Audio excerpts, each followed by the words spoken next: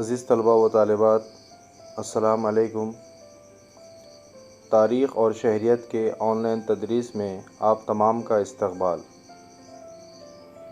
میں آصف خان سر، مددگار معلم، معید المسلمین ہائی اسکول پربھنی۔ عزیز طلباء، آج ہم شہریت کا دوسرا سبق بھارت کی پارلیمنٹ اس سبق کا مطالعہ کریں گے۔ آپ سب تیار ہیں؟ چلیے شروع کرتے ہیں آج کا ہمارا یہ ویڈیو۔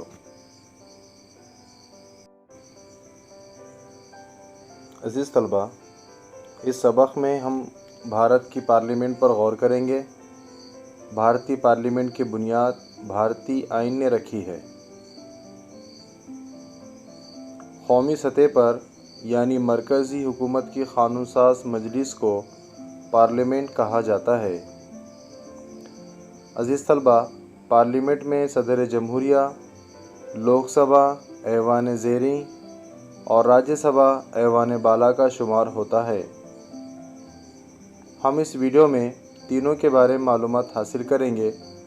سب سے پہلے صدر جمہوریہ کے بارے میں معلومات حاصل کرتے ہیں۔ صدر جمہوریہ، ہمارے ملک کے موجودہ صدر جمہوریہ کا نام رام ناتھ کووند ہے، جو ہمارے ملک کے 14ویں صدر جمہوریہ ہے۔ عزیز طلباء، صدر جمہوریہ بھارتی پارلیمنٹ کی ناقابل تقسیم اکائی ہے۔ عزیز طلباء، پارلیمنٹ کے دو ایوانوں کو لوک سبھا اور راجیہ سبھا کہا جاتا ہے۔ اب ہم لوک سبھا کے بارے میں معلومات حاصل کریں گے۔ لوک سبھا، جسے ایوان زریں بھی کہتے ہیں، لوک سبھا عوام کی طرف سے براہ راست منتخب کیا جانے والا ایوان ہے، اسی لیے لوک سبھا کو اولین ایوان بھی کہتے ہیں۔ دیکھیے، لوک سبھا کیا ہے؟ عوام کی طرف سے براہ راست منتخب کیا جانے والا ایوان ہے، یعنی کہ عوام کیا کرتی ہے؟ اپنے نمائندے کو منتخب کر لوک سبھا میں بھیجتی ہے، اسی لیے لوک سبھا کو اولین ایوان بھی کہتے ہیں۔ لوک سبھا کے انتخابات کے لیے جغرافیائی انتخابی حلقے بنائے گئے ہیں، یعنی کہ ہمارا ملک رقبے کے لحاظ سے کافی بڑا ہے۔ ہمارے ملک میں 29 ریاستیں ہیں۔ اس اعتبار سے الیکشن لینے میں آسانی ہو، الیکشن کمیشن آف انڈیا نے یہ طے کیا ہے کہ انتخابات کے لیے جغرافیائی حلقہ بنایا جائے، یعنی کہ مختلف علاقوں میں مختلف طریقوں سے الیکشن لیا جائے تاکہ آسانی کے ساتھ میں بغیر کسی پریشانی سے الیکشن ہو۔ لوک سبھا کی مدت 5 سال کی ہوتی ہے، یعنی کہ اگر کوئی نمائندہ چن کر چلے جاتا ہے لوک سبھا میں تو اس کی مدت کتنی ہوں گی؟ 5 سال۔ لوک سبھا کے انتخابات ہر 5 سال میں ہوتے ہیں۔ لوک سبھا ملک کے عوام کی نمائندگی کرنے والا ایوان ہے۔ لوک سبھا کیا ہے؟ ملک کے عوام کی نمائندگی کرنے والا ایوان ہے۔ کیوں ہے؟ کیونکہ عزیز طلباء، لوک سبھا کے ممبران کو عوام منتخب کر دیتی ہے الیکشن کے ذریعے سے۔ دیکھیے، لوک سبھا کے ممبران کی تعداد آئین کے مطابق زیادہ سے زیادہ 552 ہوتی ہے۔ عزیز طلباء، راجیہ سبھا، جسے ہم ایوان بالا بھی کہتے ہیں۔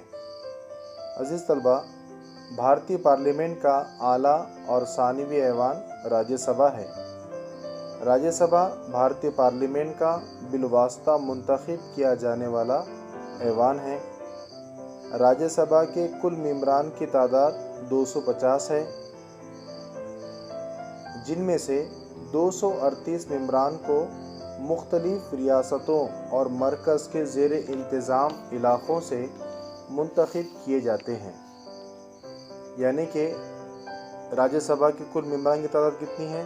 250، جن میں سے ہم 238 ممبران کو ہندوستان کے 29 جو ریاستیں ہیں، مختلف ریاستوں سے منتخب کرتے ہیں۔ بقیہ جو 12 ممبران کا تقرر صدر جمہوریہ کرتے ہیں۔ اب صدر جمہوریہ جو 12 ممبران بچ جاتے ہیں ان کا تخلق کس طریقے سے کرتے ہیں؟ دیکھیے، ادب، سائنس، فنون لطیفہ، کھیل، سماجی خدمات وغیرہ میدانوں سے جو تجربے کار اشخاص ہوتے ہیں ان کو نامزد کیے جاتے ہیں۔ عزیز طلبہ، راجیہ سبھا انتخابات میں حصہ لینے کے لیے کچھ شرائط ہے۔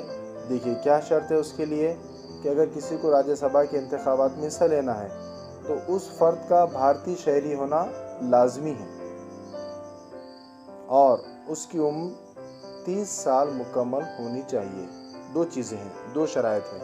سب سے پہلے فرد کا بھارتی شہری ہونا لازمی ہے اور دوسرا اس کی عمر 30 سال مکمل ہونی چاہیے۔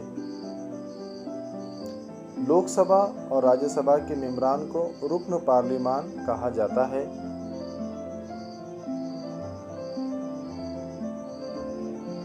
عزیز طلبہ، آج ہم نے اس ویڈیو کی مدد سے بھارت کی پارلیمنٹ کے تینوں حصے یعنی کہ صدر جمہوریہ، لوک سبھا اور راجیہ سبھا کے بارے میں معلومات حاصل کی۔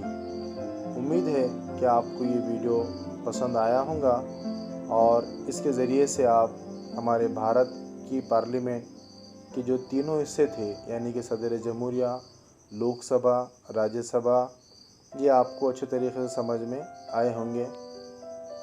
ملتے ہیں اگلے ویڈیو میں، تب تک کے لیے خدا حافظ۔ السلام علیکم